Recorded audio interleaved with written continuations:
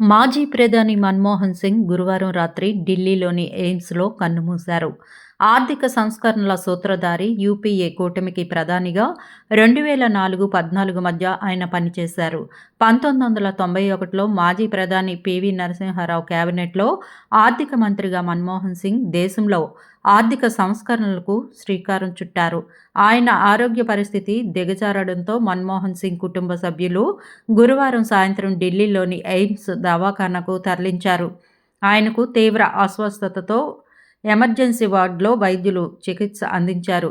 Doctor Manmohan Singh ఆరోగ్య పరిస్థితి తెలుసుకున్న వెంటనే ఆయన కుటుంబ సభ్యులు, కాంగ్రెస్ పార్టీ సీనియర్ నేత సోనియా గాంధీ, వాయనాడ్ ఎంపీ ప్రియాంక గాంధీ హుటాహుటిన ఎయిమ్స్ దవాఖానాకు చేరుకున్నారు.